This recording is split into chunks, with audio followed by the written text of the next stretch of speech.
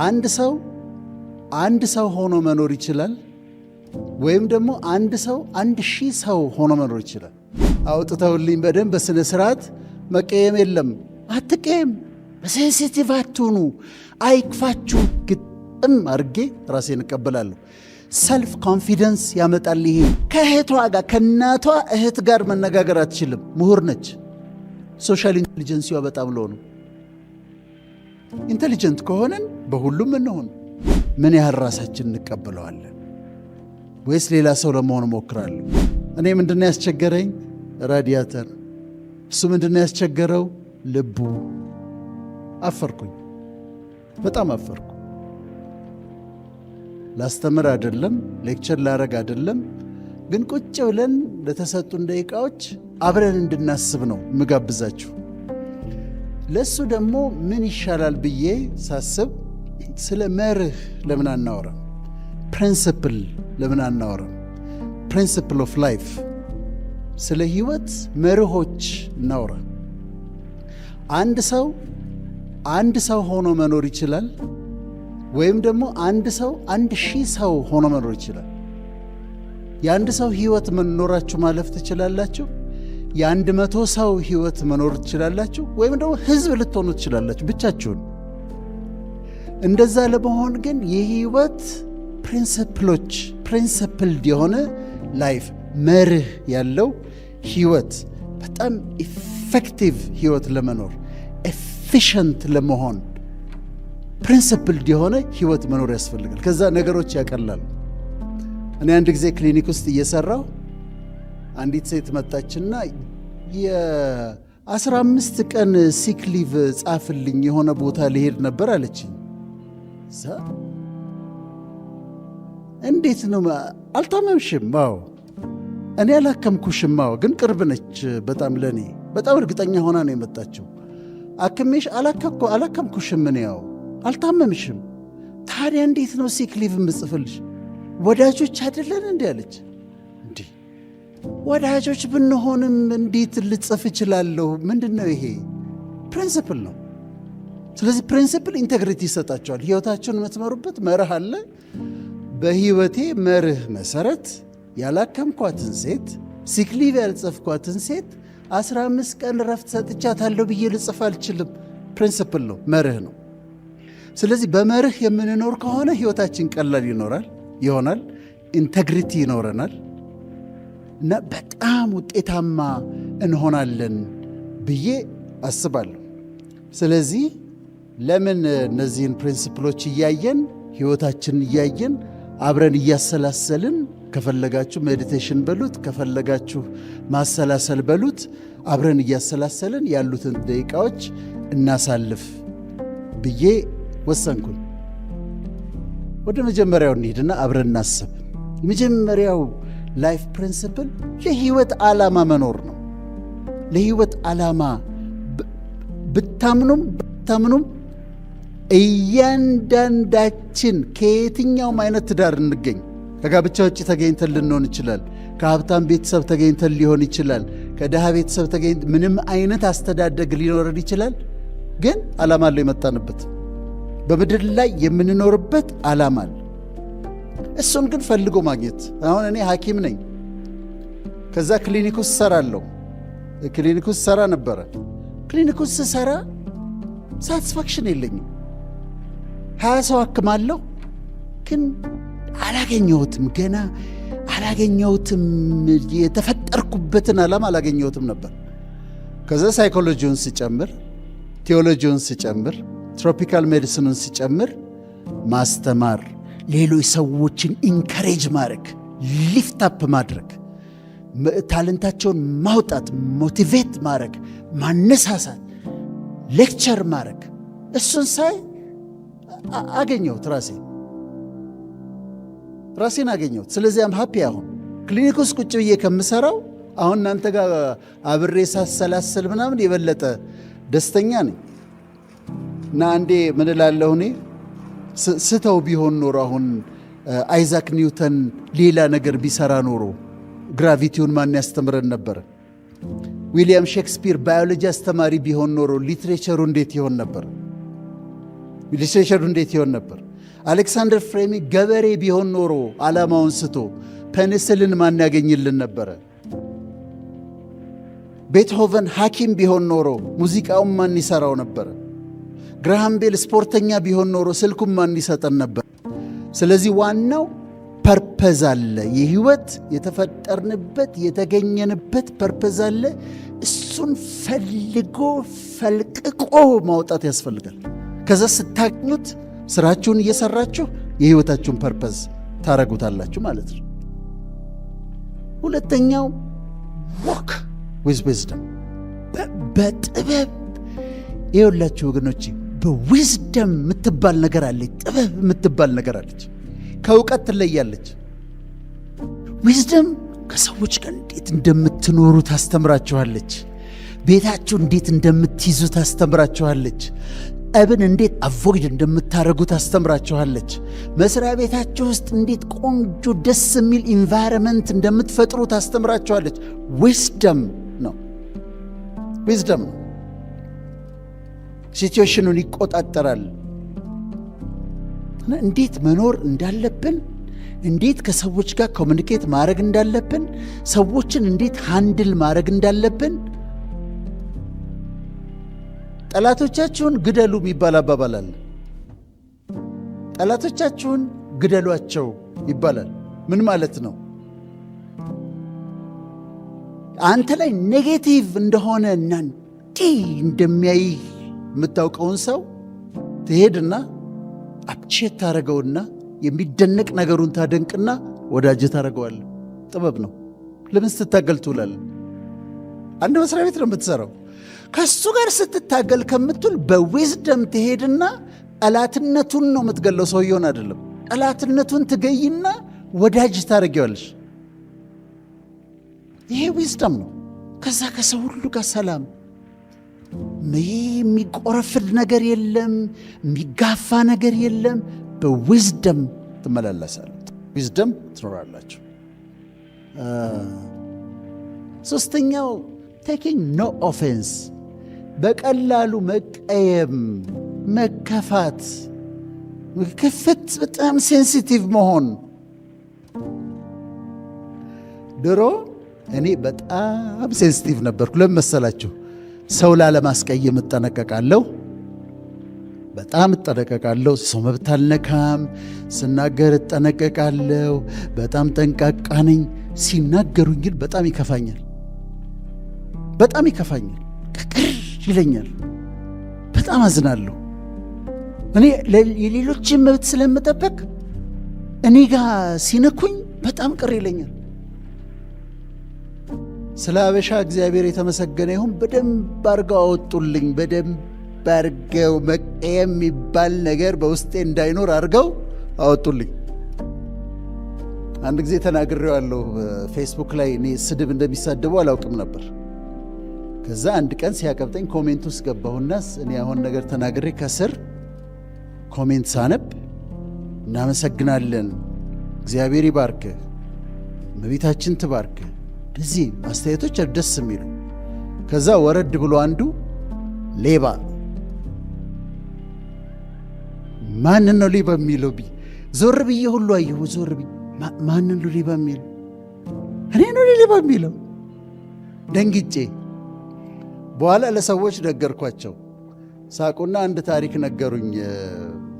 የአንድ ጊዜ አንድ ሰው ጠንቋይ ቤት ሄዳሉ እና ምንድነው እኔ አላልፍልህ አለኝ፣ ስራ ልሳካለኝ ብሎ ለጠንቋዩ ነገረው።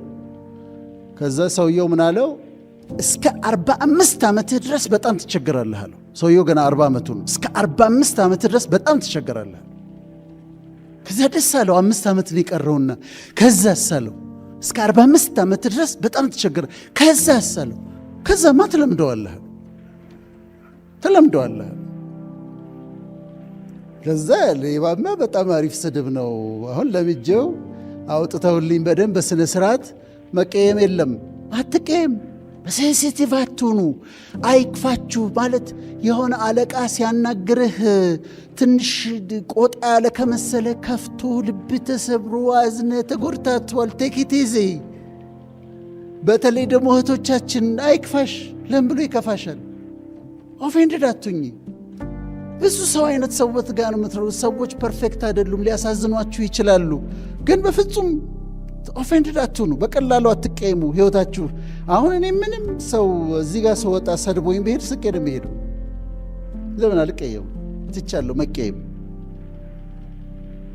በቃ አራተኛው አቮይዲንግ ኮምፒቲሽን ነው። በህይወታችሁ ግን ሚዝረብል ላለመሆን ከፈለጋችሁ ከማንም ሰው ጋር ራሳችሁን አታወዳድሩ። ከራሳችሁ ጋር ተወዳደሩ። ምን መስራት እችል ነበር? ምን ያህል ሰራው? ምን ያህል ማንበብ እችል ነበር? ምን ያህል አነበብኩ ብላችሁ ከራሳችሁ ጋር ተወዳደሩ። እኔ ጓደኞች አሉኝ እና አሁን አንደኛው ወዳጄ ዱባይ 20 ሚሊዮን ብር ቤት ገዛ። ጉድ እኮ ነው። ከዛ መጣና እኔ ሰፈር ደግሞ በድቤ ታናሼ ነው። እኔ ሰፈር 30 ሚሊዮን ብር ቤት ደግሞ ገዛ። አዲስ አበባ ደግሞ ያስፈልገኛል ብሎ እኔ ብኖረው ደግሞ አፓርትመንት ተከራይቼ ነው። አሁን ራሴን ከሰዎች ጋር ኮምፒት ካደረግኩኝ እንዴት ምን አይነት ትካዜ ውስጥ እንደምገባ አስቡት። ያወራልኛል እሱ ዱባይ ሄጄ 20 ሚሊዮን ብር ቤት ገዝቼ እዚህ መጣሁና 30 ሚሊዮን ብር ቤት ገዛው፣ እዛ ደግሞ እንዲህ አደረግኩ። በፍጹም ራሳችሁን ከሌሎች ሰዎች ጋር አታስተያዩ። ከማንም ሰው ጋር አትቡ። ግን የራሳችሁን ፖቴንሻል ቱ ደ ማክሲመም አውጥቶ ለመጠቀም ከጓደኛ ጋር ራሴን ለማስተያየት። እኔ ደግሞ እሱ በትምህርት ቅድመ አያቴ ትሆናለህ ይለኛል። 12ኛ ክፍል አልጨረስኩም እሱ እና እሱ ደግሞ ከኔ ጋር ቢወዳደር ደግሞ ስቃዩን ነው የሚያየው። ከራሳችሁ ጋር ተወዳደሩ። ከዛ ሰላም ታገኛላችሁ። ምን መስራት እችል ነበረ? ምን ያህል ሰራሁ? ምን አቺቭ አድርጌያለሁ? ከዚህ በላይ ምን መስራት እችል ነበረ ብላችሁ ራሳችሁን ጋር ተወዳደሩ። እሺ፣ አምስተኛው ፕሪንሲፕል ማየት የምንፈልገው ፖዚቲቭ ቲንኪንግ ነው። ሐሳባችሁን ቀና፣ ሁሉን ነገር ቀና አድርጉት። ፖዚቲቭ ቲንኪንግ ኢት ሪሊ ሄልፕስ። ጓደኛዬ ጋር ደወልኩለት። ከዛ አያነሳም። አየው ጥጋቡን፣ ስልኬን አያነሳም ብዬ ማሰብ እችላለሁ። አንድ ግን አማራጭ አለኝ።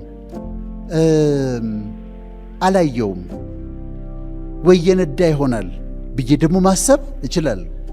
በር ላይ ስታገኛት ሰላም አላለችሽም፣ እንዴት ብትንቀኝ ነው ብለሽ ማሰብ ትችላለሽ።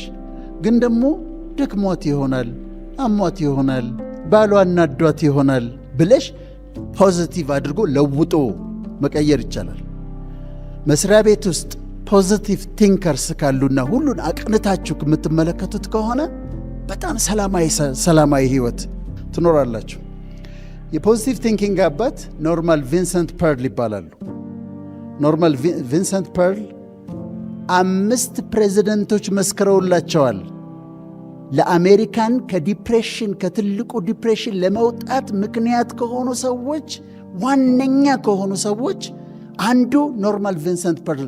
ያስተማሩት ምንድን ነው? ቲንክ ፖዚቲቭ። ሁል ጊዜ ኔጌቲቭ ቲንኪንግን አቮይድ አድርግ። ሐሳብህን ፖዚቲቭ አድርገው ማለት ነው። እኔ ፀሐይ እወዳለሁ። አንዱ ኢትዮጵያ ውስጥ የምኖርበት ምክንያት ፀሐይ ይመስለኛል። ጠዋት ተነስቼ ፀሐይ ደስ ይለኛል። ፀሐይ ግን ሁል ጊዜ ፀሐይ የለም። ዳመና ይሆናል፣ ዝናብ ይሆናል። ከዛ ምን እላለሁ መሰላችሁ? ደስ የሚል ዳመና ነው ዛሬ ደግሞ ያለው እላለሁ። ደስ የሚል ዝናብ። ምክንያቱም ማይንዴ ውስጥ ነው ያለው። ከቃኘሁትና ፖዚቲቭ ካረኩት ደስተኛ ሆኜ ነው የምውለው። ስለ አንተ ያለኝን አመለካከት አስቀድሜ ጥሩ ሰው ነው፣ መልካም ሰው ነው፣ ደስ የሚል ሰው ነው ብዬ ካሰብኩኝ ደስ የሚል ሰው ነው የምትሆንልኝ፣ ጥሩ ነው የምትሆንልኝ። ስለዚህ ፖዚቲቭ ለመሆን እናስብ። አምስተኛው ሰልፍ አክሴፕታንስ ነው። አብረን እንድናየው የምፈልገው ራስን መቀበል፣ ሰልፍ አክሴፕታንስ። ዶክተር ጌታቸው ቦሎዲያ የሚባል አስተማሪ ነበረኝ። ባዮኬሚስት ነው። የኢስት አፍሪካ በጣም ታዋቂ ባዮኬሚስት ነው ዶክተር ጌታቸው ቦሎዲያ። አንድ ጊዜ የድሬዳዋ ሰው ነው። አባቱ የሚኖሩት ድሬዳዋ ነው። ከዛ አባቱ ጠጅ ይጠጣሉ እና ጠጅ ጠጥተው እዛ ድሬዳዋ አሸዋው ላይ ይተኛሉ እና እንግዶች ይዞ ፈረንጆች ይዞ ወደ ድሬዳዋ ሄደ ዶክተር ጌታቸው ቦሎዲያ። ከዛ መንገድ ላይ ዞር ሲል አባቱን አየ። አባቱ ጠጅ ጠጥተው ተኝተዋል። ከዛ ሹፌሩን አንድ ጊዜ አቁምልኝ አለው። አቆመለት። ኑረዱ አላቸው ነጮቹ። ኑረዱ ማስተዋወቃችሁ ሰው አለ አላቸው። ከዛ ሄደና የተኙት አባቱ ጠጥተው የተኙት አባቱ ጋር ሄዶ ይህን ሰውዬ ታዩታላችሁ አለ። ይሄ ሰውዬ አባቴ ነው አላቸው። this is my father። ተመልሰው ሲገቡ ሰዎቹ ገርሟቸዋል። እንዴት ልታስተዋውቀን ቻልክ? ጠጥቶ የተኛ ሰውዬ አባቴ ነዋ፣ የኔ አባት ነው። ሰልፍ አክሴፕተንስ ከቤተሰብ ይጀምራል። እኔ የገበሬ ልጅ ነኝ።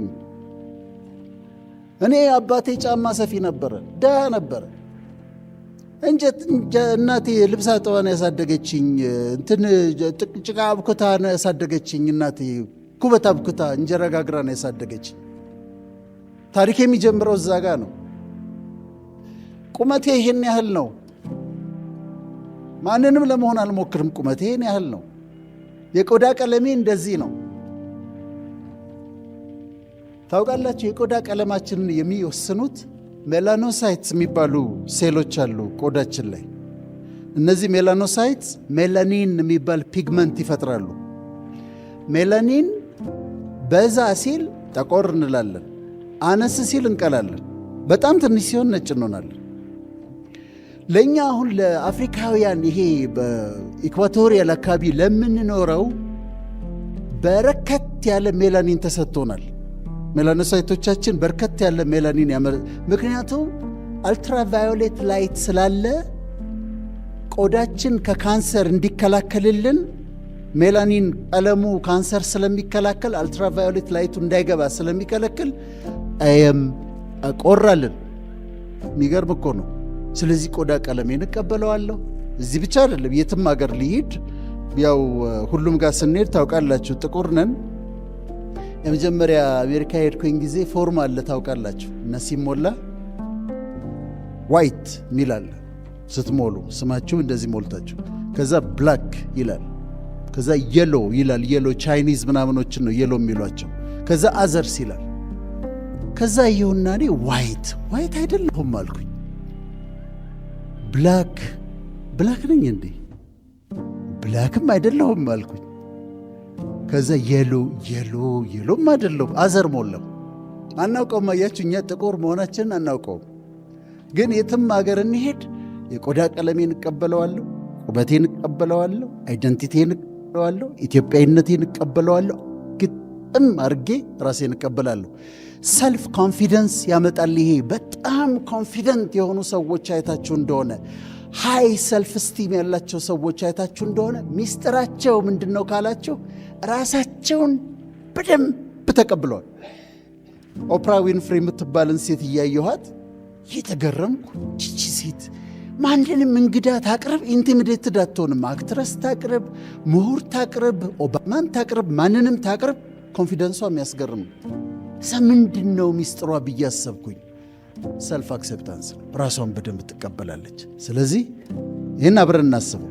ምን ያህል ራሳችን እንቀበለዋለን? ወይስ ሌላ ሰው ለመሆን እሞክራለሁ? ራሴን እቀበለዋለሁ። ይህ ሰልፍ አክሴፕታንስ ነው። ቀጥሎ ያለው ኢንተሊጀንቱ ቢ ኢንተሊጀንት። ይህን ደግሞ ልንገራችሁ፣ በደንብ አዳምጡ። ኢንቴሊጀንሲ 3 ሜጀር አይነት አሉ። አንደኛው ኮንቬንሽናል ኢንቴሊጀንሲ ነው። ሁለተኛው ኢሞሽናል ኢንቴሊጀንሲ ነው። ሶስተኛው ሶሻል ኢንቴሊጀንሲ ነው። ኮንቬንሽናል ኢንቴሊጀንሲ ዩኒቨርሲቲ ገብተን የተማርነው፣ ሃይ ስኩል የተማርነው፣ አንብበን ያገኘነው እውቀት that's called conventional intelligence። ጥሩ ነው። ሁለተኛ ግን ኢሞሽናል ኢንቴሊጀንሲ ያለ። ኢሞሽናል ኢንቴሊጀንሲ ማለት ስሜቶቻችንን የማወቅና ስሜቶቻችንን ማኔጅ የማድረግ ችሎታ ኢሞሽናል ኢንቴሊጀንስ ይባላል። ሶሻል ኢንቴሊጀንስ ደግሞ ከሰዎች ጋር ኢንተራክት የማድረጋችን ችሎታ ሶሻል ኢንቴሊጀንስ ይባላል። አሁን ምሳሌ ልስጣችሁ። ፕሮፌሰር ነው። ኮንቬንሽናል ኢንቴሊጀንስ በጣም ሃይ ነው። ያልተሸለመው ሽልማት የለም። ኮንቬንሽናል ኢንቴሊጀንስ በጣም ሃይ ነው። ሲናደድ ብርጭቆ አንስቶ ይወረውራል። ኢሞሽናል ኢንቴሊጀንስ በጣም ዝቅ ያለ ነው። ስሜቱ መግዛት አይችልም። ኢሞሽኑን ሃንድል ማድረግ አይችልም። ወይም ኮንቬንሽናል ኢንቴሊጀንስ በጣም 2 PhD ያለው ከአጎቱ ልጅ ጋር ከተነጋገረ 10 ዓመት ሆኖታል ተኮራርፎ። ሶሻል ኢንቴሊጀንስ ሎው ነው። ስለዚህ ምንድነው መሆን ያለበት? ኮንቬንሽናል ኢንቴሊጀንሳችን ሃይ ይሁን፣ ኢሞሽናል ኢንቴሊጀንሳችን ተናዴ ምሁር ሆኖ ግን መስኮት ከፍቶ ከባለ ታክሲ ጋር የሚሰዳደብ ሰው እያላያችሁ ምን አንተ ምናምንም ይባባል። ኢሞሽናል ኢንቴሊጀንስ ሎው ነው። ከእህቷ ጋር ከእናቷ እህት ጋር መነጋገር አትችልም፣ ምሁር ነች።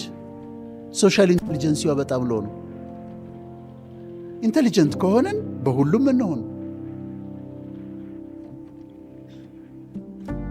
ስትናደድ ኢሞሽናል ኢንቴሊጀንስ ኖሮ ሃንድል ማድረግ የማትችል ከሆነ ኢሚዲየትሊ ወደ ዴንጀር ይለወጣል። እስር ቤት ሂዱና 20 ዓመት የተፈረደባቸው 22 ዓመት የተፈረደባቸውን ሰዎች ጠይቋቸው። ለ5 ደቂቃ ስሜቱን መግዛት ቢችልና እጁን ከመሰንዘር ቢመለስ ኖሮ 20 ዓመት አይፈረድበትም ነበር። ግን ኢሞሽናል ኢንቴሊጀንስ ሎው ስለሆነ ተናደደ፣ ንዴቱን ለመወጣት መታት፣ ገደላት፣ 20 ዓመት ተፈረደበት። ስለዚህ ኢንቴሊጀንት ከሆናችሁ ኮንቬንሽናል ኢንቴሊጀንት ሁኑ፣ እውቀት ይኖራችሁ፣ ኢሞሽናል ኢንቴሊጀንስ ይኖራችሁ። ራሳችሁ ስሜቶቻችሁን አይደንቲፋይ አድርጓቸው። አሁን እየተናደድኩኝ ነው። ኦኬ አም ጌቲንግ አንግሪ፣ አም ጌቲንግ ፍረስትሬትድ፣ አም ሊትል ቢት ዳውን፣ ዲፕሬስድ ሆኛለሁ። ስለዚህ እንዴት ማኔጅ ላድርገው ብሎ ማለት ኢሞሽናል ኢንቴሊጀንስ ይባላል። ከወንድሜ ጋር፣ ከእናቴ ልጅ ጋር፣ ከጓደኛዬ ጋር፣ ከኮሊግስ ጋር፣ ከአብሮ ሰራተኞቼ ጋር ኢንተራክት ማድረግ መቻል ሶሻል ኢንቴሊጀንስ ነው። ከዛ ጊዜ ስለማይበቃ ነው እንጂ ኮንቬንሽናል ኢንቴሊጀንስ ደግሞ የተለያየ አይነት አለ። ማቴማቲካል ኢንቴሊጀንስ ያለ፣ ሊንጉስቲክ ኢንቴሊጀንስ ያለ፣ ቦዲሊ ካይኔቲክ ኢንቴሊጀንስ ያለ፣ ስፓሻል ኢንቴሊጀንስ ያለ። ልጆቻችንን ማትስ ጎበዝ ካልሆንክ ብለን እንጨቀጭቃቸዋለን። የእነሱ ግን ችሎታቸው ሊንጉስቲክ ኢንቴሊጀንስ ሊሆን ይችላል፣ ሚውዚካል ኢንቴሊጀንስ ሊሆን ይችላል፣ ቦዲሊ ካይኔቲክ። አሁን ቦዲ ካይኔቲክ ማለት የአትሌቶች የዳንሰርስ ምናምን ቦዲሊ ካይኔቲክ ኢንቴሊጀንስ ይባላል። ሊንጉስቲክ ኢንቴሊጀንስ ልጄ ማትስ ጎበዝ ላትሆን ትችላለች፣ 5 ቋንቋ ግን መማር ትችላለች። ለምን? ሊንጉስቲክ ኢንቴሊጀንስ ሃይ ነው። ማትስ ካልደፈንሽ ብዬ ግን አልቀጠቅጣትም። መማር ያለባትን ተምራ ታልፋለች። ስለዚህ ኮንቬንሽናል ኢንቴሊጀንስ የተለያዩ አይነት አሉት። ጋርድነርስ ይባላል፣ መልቲፕል ኢንቴሊጀንስ ይባላል። ከዛ ከኮንቬንሽናል ኢንቴሊጀንስ ደግሞ ኢሞሽናል ኢንቴሊጀንሲያችሁን አሳድጉ፣ ያለበለዚያ ይጎዳናል። ከዛ ሶሻል ኢንቴሊጀንሲያችሁ ኢንቴሊጀንሲ እንደሆነ ወቁና አሳድጉት። እሺ ወደ 8ኛው ልሂድ። ፕሪንሲፕልስ እያየን ነው። የምስጋና ህይወት ኑሩ። ግራቲቲዩድ ያስፈልጋል። ዛሬ እዚህ ስትመጡ እኮ አንድ ጊዜ ምን ሆነ መሰላችሁ? አንድ መኪና ነበረችኝና አሁን ራዲያተር የሚባል የመኪና አካል ታውቃላችሁ አይደለም? ራዲያተሯ በጣም ይበላሽ ነበር። ከዛ አስቸግረኝ አናዳኝ። የሆነ ሽምግልና እንሄድ ነበር። 3 ሰዎች አገኝ ነበር። አንዱ ምን አለኝ ሲሄድ እንዲህ መኪና የራዲያተር አስቸግሮኛል። እሱ ምን አለኝ፣ ወዳጅ ዛሬ እባክህ ልቤ ውስጥ የገባ ፔስሜከር የሚባል አለ፣ ልብ ውስጥ የሚገባ ፔስሜከሩ አስቸግሮኛል፣ ትንሽ ልቤ አመታቱ ትንሽ ያስቸግራል ዛሬ አለኝ። እኔ ምንድነው ያስቸገረኝ? ራዲያተር። እሱ ምንድነው ያስቸገረው? ልቡ። አፈርኩኝ፣ በጣም አፈርኩ።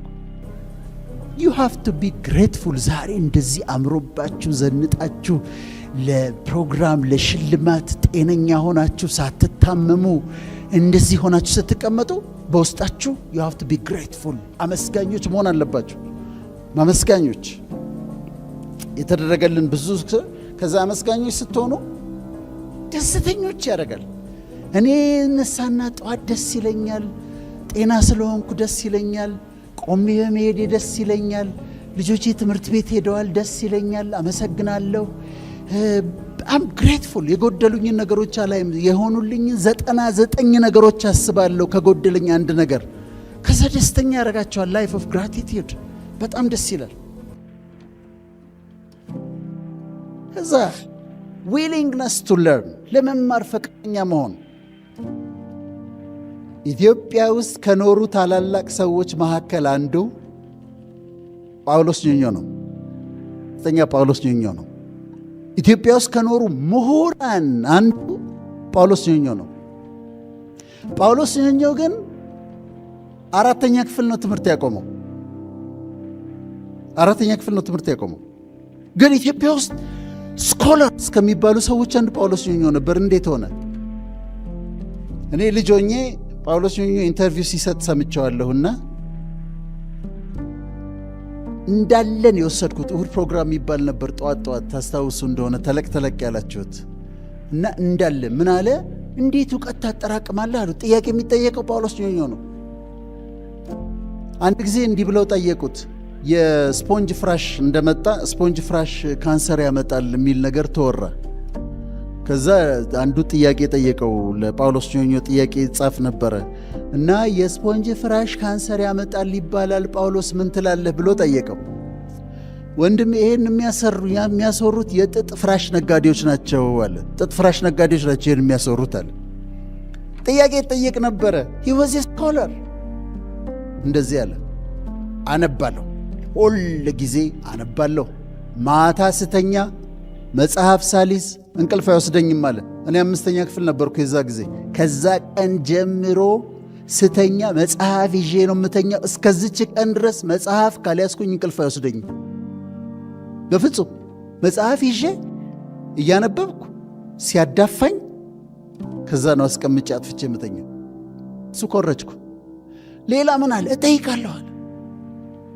ሬስቶራንት ገብቼ የማላውቀው ምግብ ካለ እንዴት ይህንን አያውቅም ብላ ትታዘበኛለች ብዬ አላስብም።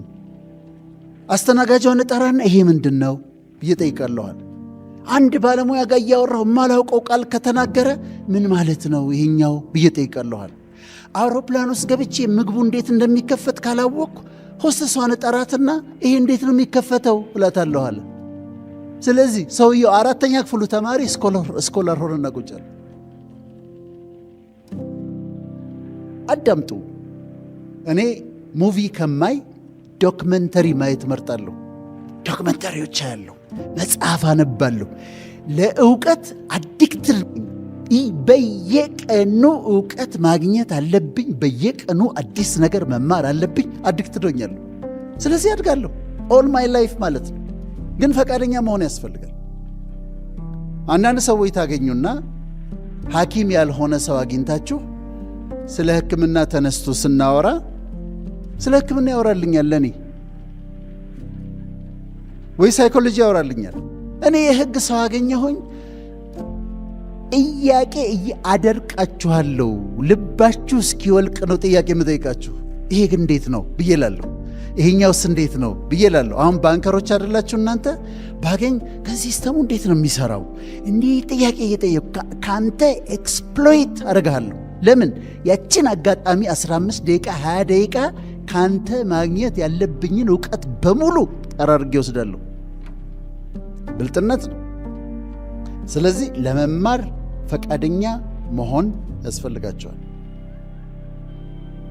10ኛው go for the best። በህይወት ዱዓም ስታረጉ ስትጸልዩም የምትሉት አለ። እንደው እባክህ አላህ ሆይ እግዚአብሔር ሆይ ትንሽ እንትን ብትሰጠኝ፣ ትንሽ እንትን ብትሰጠኝ፣ እንደው ትንሽ ቤት ብትሰራልኝ። ለምንድን ነው ትንሽ የሚሰጥሽ? ትልቁ ለማ ሊሆን ነው? እንደ ትንሽ ነገር ብትል ለምን ትልቁን አትማርም? ዋይ ኖት ጎ ፎር ዘ ቤስት።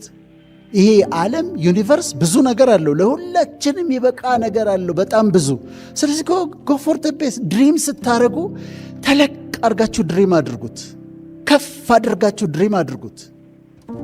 እና ስንጠይቅ ከፍ አድርገን እንጠይቅ። ይሄ ውስኪ ይራጩበት የለም እንዴ ገንዘቡን?